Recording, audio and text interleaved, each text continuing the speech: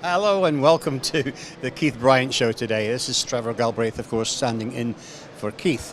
I'll be talking to his guests this afternoon. So the first guest we've got this afternoon is Adrian Radu from Scienscope. Nice to see you, Adrian. Thank you for coming in. Always a pleasure to be here, so yes. Thanks for having us. Okay, so Scienscope is one of these really innovative companies. It's mostly in the storage business, but we want to first of all talk about a new machine you brought out on the X-ray side of of your portfolio. So you're perfectly right. We are developing quite a lot on the material management system. So we bring new stuff every year to complete the material management solution. But we are at the end also an inspection system. Yes, an inspection company. We started with microscopes 30 years ago. Yeah. And now we have X-ray inspection, inline, offline. We have up to 2 meters long boards for inline. Wow. So yeah. Wow. And this year is quite a nice year because we release the X-ray with open source, 160 kV. With a tremendous amount of inspection area.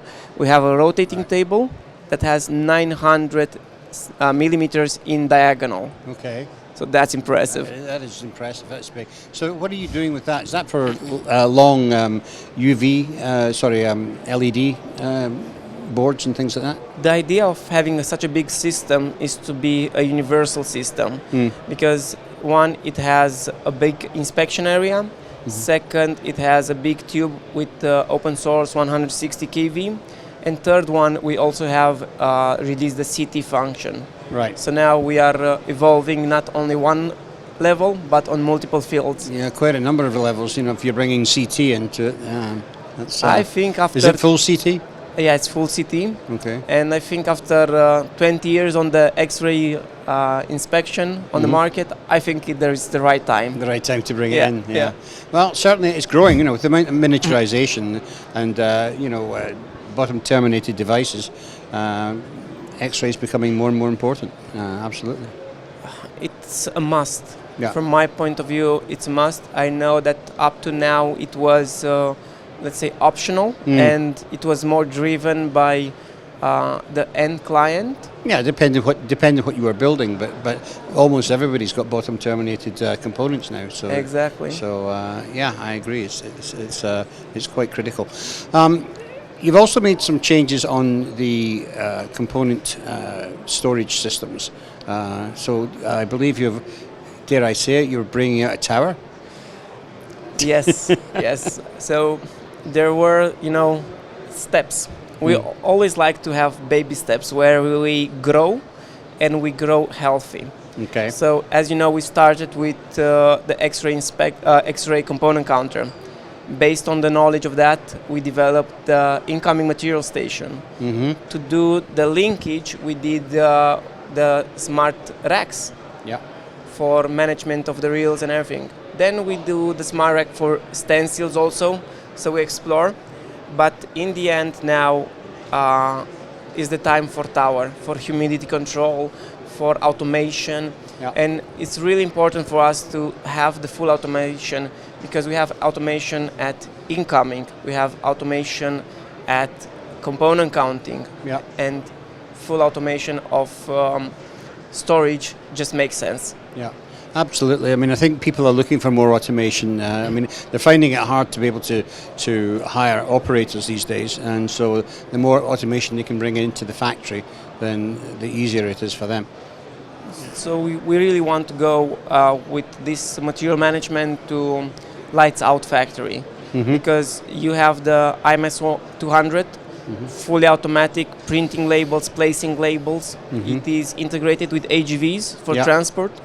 Takes the reels on the magazines and then it goes directly to the production. Yes. Once the production is ready, it will send to our inline counter, the 5100, does the counting, uploads the information, reprints the labels, replace it, and then the AGV can come and take it and send that one to the storage solution, to the towers.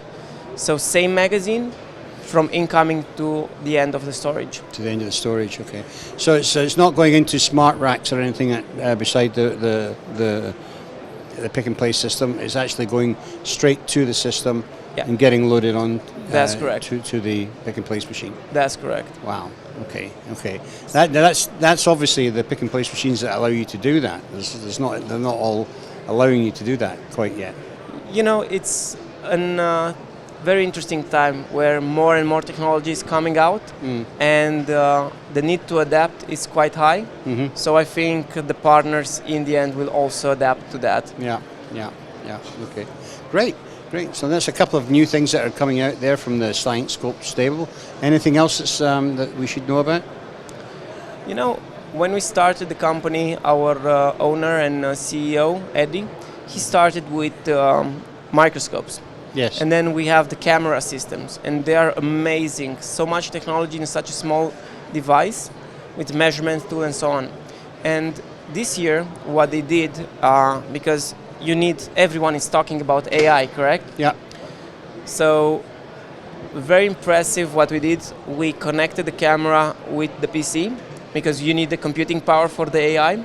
So now we have software that you can have golden samples, images, and just put the products or whatever you want, and it will automatically judge if it is good or not good based on the algorithm that you teached. Right. So even if you have a small camera from us, you can upgrade it to that software, and then you can explore not only the typical inspection, but you can partner with more automation companies with more, let's say, built for purpose. Right, built for purpose. Okay, yeah.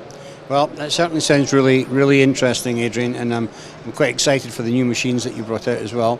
So I want to thank you for coming in and talking to us about it today. My pleasure as always. Thank you very much.